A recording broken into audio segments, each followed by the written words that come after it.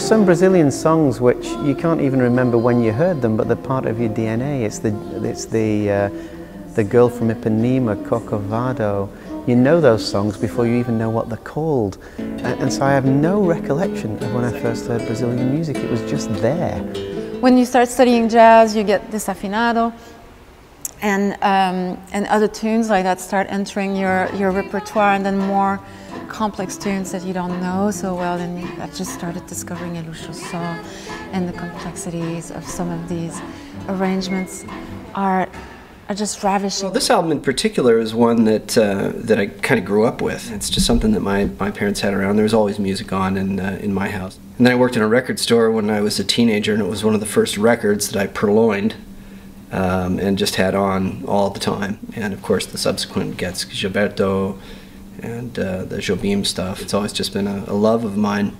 And then about a year ago, we were in rehearsal with the band, and I just have this picture in my mind of Pete sitting at the drum and saying, you know that next year it's going to be 50 years that Jazz Samba was released?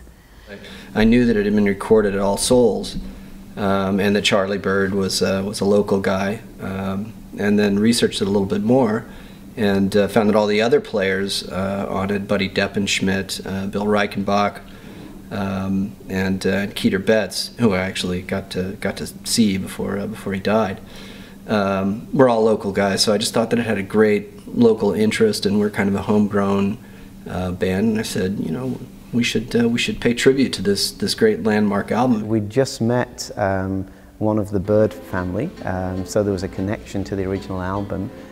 We'd been playing the bossa novas, which David had taught us at that stage, and then when we realized it was 50 years ago, we said, wow, that's something. Then when we looked a little deeper and found it was 50 years ago and it was recorded in this very room, in this building in Washington, D.C., that got our interest even further. And truly it is due to Pete that we are doing this project now. He just had all this knowledge, and he just brought this to the band of how it was recorded here in Pierce Hall, who was there, the stories that followed the release of the album, the success of the album, what has become of Brazilian music since also. And that's why we're here today. And we love the music. The music was fantastic.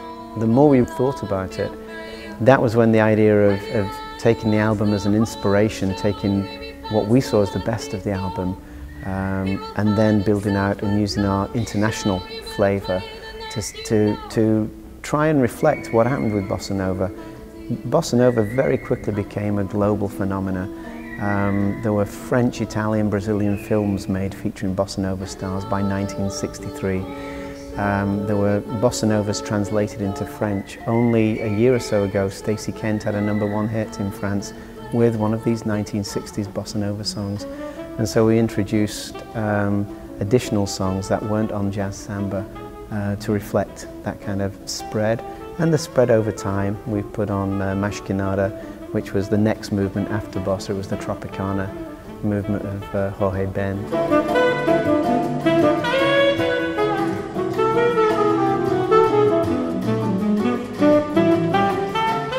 We needed a Stan Getz. His playing is equally melodic and lyrical. We've worked with him on the previous album, and he sounded great on that. We've played with him live a few times. He was just the best sax player we knew, and he would just fit that role perfectly.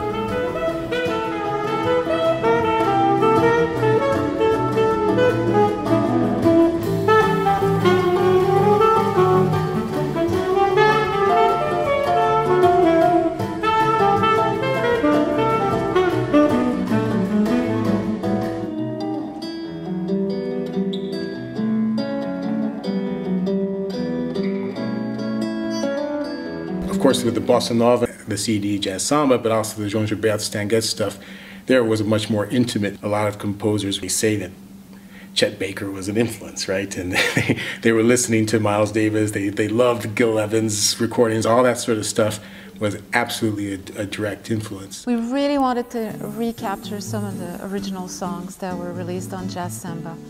And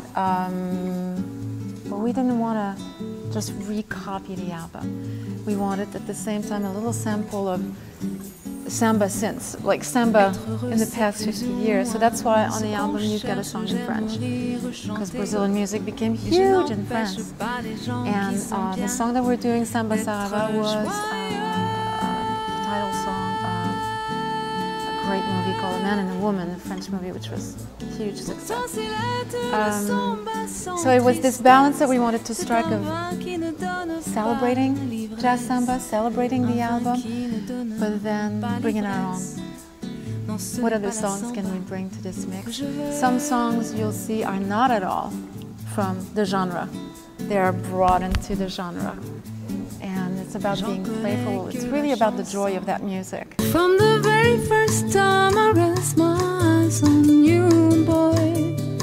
Because that song, Waiting in Vain, has been with me for a very long time. And I've performed it with Ken as a kind of a more folky duet over the years. And you know, it was just that idea, so what if we can do a bossa on that?